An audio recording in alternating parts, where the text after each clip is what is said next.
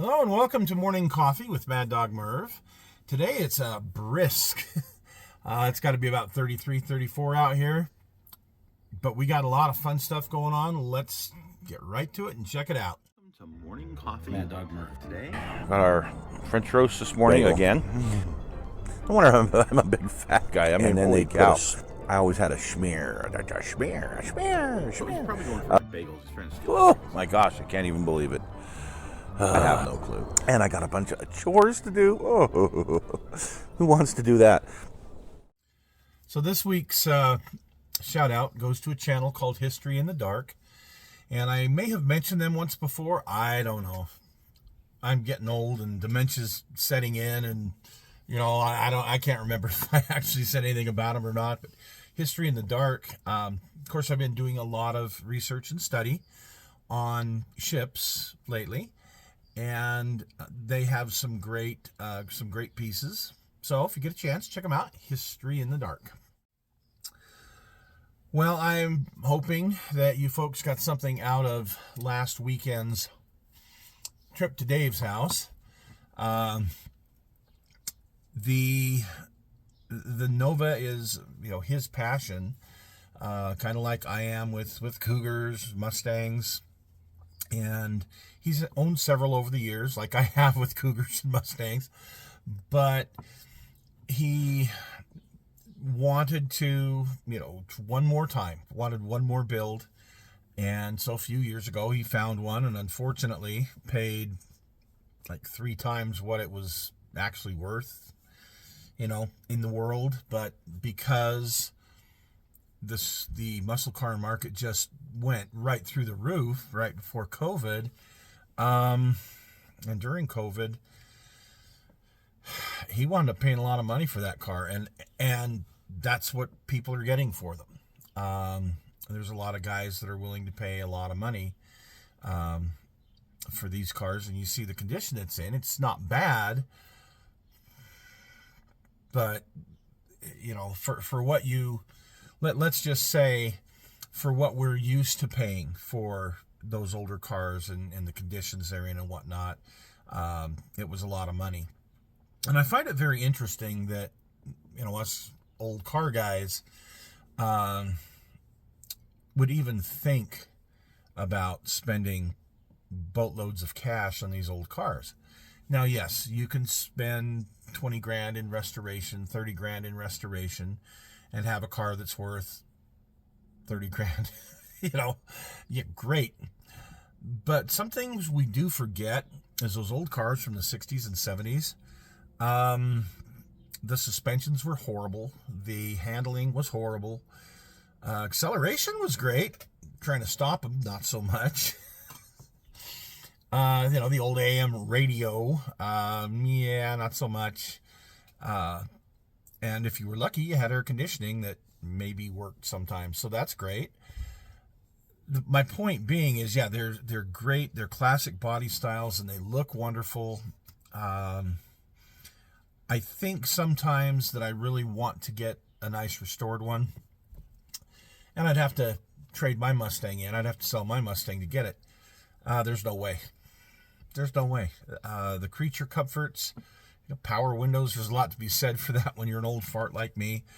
Sometimes we forget that those old cars, if you've got the money to just have something that you can sit on the shelf and every once a month or twice a month, take it down and play with it, take it to a car show or something, that's great. If you've got, an extra 30 grand to spend on something like that. I know I don't, and a lot of people don't. So hence why I don't have one of those old cars. But I did want to bring everyone up to speed on where the progress is that Dave's making. He's done a lot of this work. Well, almost all of it he's done himself. And I think that's pretty admirable, especially when you get to a certain age. It becomes a lot more difficult to do that kind of stuff. So anyway, I hope you guys found some good value in that show. And then what did we do for we did the KC-135R model. One of my friends, who's a big supporter of the channel, actually made a comment about his time with the 151st Air Refueling Group. he called it something else, and I can't remember what he called it, but this group right here, yeah, I have a couple of the patches because I was actually going to be joining them, and I had a friend at the time who was active duty who was able to get this for me, because my friend who got this for me worked for Uncle Sam. He was part of the Strategic Air Command's alert facility that was local here, and so he dealt a lot with the tankers and B-52s and things like that. So yeah, this is pretty cool. 151st Air Refueling Squadron, and I decided not to join as much as I wanted to, and I wanted to be in the tankers, and I wanted to be able to fly and all that fun stuff. I had a growing family at the time. I had a boss that I was pretty sure he would have had to have let me go, especially for the 6 weeks of basic. But then for the specialty school, yeah, they had to hold my job, but they only had to hold my position for 6 weeks. He was the kind of guy, he would have put me in some hellhole on graveyard shift, and that would have just been so difficult with my young growing family. I mean, I had a set of triplets at the time, infants, you know. So I decided not to go. It's funny because this friend of mine, who's a good patron of the channel, he was in at the same time. I actually would have met him there, but it wasn't to be. And anyway, it was just funny to hear that he had been part of that group that I had wanted to join. So of course we struck up a conversation, and there will be more to come about the 151st. So this week on the channel, we are going to be, what are we going to do? A couple of things I want to do, but with time constraints, I think we're going to look at the Indianapolis. Remember the Indianapolis that I got a few weeks ago? Well, I've got it built, and I'm just putting up the finishing touches on it today, and we'll have a show on it tomorrow. So that's what we're going to do. We're still doing some ships. So this week on the stash, I'm not sure what we will have. I've got a couple really neat things coming. Plus, I've got some stuff that I've already got here to review, so not 100% sure yet, but stay tuned because I think you're going to like Thursday's show. Well, as always, a very busy time here. These weeks just fly by for me anymore. I have been spending pretty much all the free time I got either working on the San Francisco, because I'm doing this dual build. I'm working on the Indianapolis and the San Francisco at the same time. The San Francisco was given to me, and I'll go into that story at a different time, but it was given to me with some components finished, but the guy who gave it to me was going into extreme detail. And so it sat here for, I don't know, 6-7 years easily. And as I was putting together the Indianapolis, I get the hull together, and I thought, well, gee, they're about the same, you know, as far as completeness. Why don't I just finish them both up? So I've got the Indianapolis out here that I'm working on, and the San Francisco is in my home office, and I'm working on that a little bit here and there. It's a whole lot easier for me to work out here, but I can still do some work in there. That's going to be a fun video when we put that one together. And the Indianapolis is turning out pretty good. There's some, it's not going to be 100%, so sorry, but it will be far enough along that you'll get the gist of things. And there's a twist to my Indianapolis over what somebody else would do. Of course there's going to be a twist. So stay tuned for that one tomorrow. One thing I did want to mention that happened this week that was, you got to have a thick skin, okay? If you have a YouTube channel, you got to have a thick skin. And fortunately, having been a district level administrator, I grew a real thick skin. Didn't let a lot of things get to me. Well, I was watching a video from one of the channels that I subscribe to. Now, you got to know that pretty much every channel I subscribe to is far bigger than mine, okay? And these guys are focused on certain... We have a variety show here. We're like Carol Burnett, but I'm not as good looking. The other channels that I watch are pretty focused on one thing, which is great.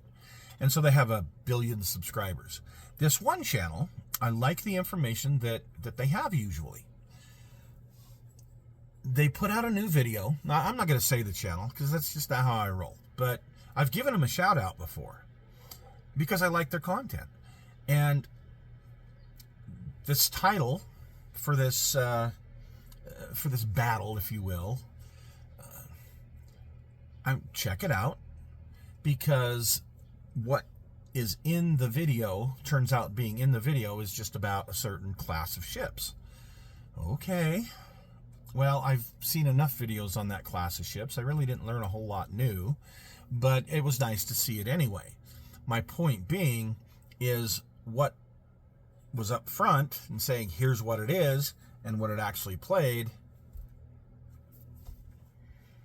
It would be like me saying, we're going to do a show today on, a special surprise about Pearl Harbor. And you're going to go, oh, I got to check that out. And then let's say in my content, it's some destroyer that was supposed to be at Pearl Harbor, but instead wound up over in the Atlantic on convoy duty. And you're going, huh, what's this have to do with Pearl Harbor? Exactly. And so I made a comment, and it was respectful, as respectful as you can be when you say, I usually really like your content. However, this looked a lot like clickbait. And it wasn't just me that said that. Of the numerous comments, several people said, dude, this is clickbait. This is just clickbait. And some people lead you to believe that this happens a lot on this channel. I haven't run into that before. But he left me a very nasty reply along the lines of, go fornicate myself. This channel doesn't do clickbait. I'm like, well, okay. That's fine. Needless to say, we won't shout that channel out again. And I may watch it from time to time if there's something there that I really like. But my point being that if you run a channel and people, whether that's somebody who runs that channel or whether it's somebody commenting, you run your channel, you have the right to block comments, erase comments, get comments the heck out of there, turn them off, whatever. Comments like that just really aren't appropriate in today's world. So, whatever. That's fine. But I just found it interesting that, you try your best to call somebody on something and point out that, hey, look, this isn't right. I get it all the time. I get folks, because I'm wrong a lot. I make, the latest was this KC-135 kit. And I called the one piece a flight deck, but it's actually, the proper term was cockpit, which is fine. That doesn't bother me. I misspeak sometimes. I make mistakes, and I have told everybody, please, if I make a mistake, call me out on it. If I suck, go ahead and tell me I suck. I don't mind, just as long as you tell me why I suck so that I can do better. And I've had plenty of people do that. I've had some comments on my channel before. Some of them weren't terribly nice, and you read them, and of course, you're like, bah. But then you take a minute and you go, you know what? If this is the perception I'm giving somebody, then I guess I better change that perception, because it's not the perception I want them to have. So anyway, I just thought I would bring that up. It was an event that happened this week that just had to shake my head and go, well, it is what it is, Happy President's Day tomorrow.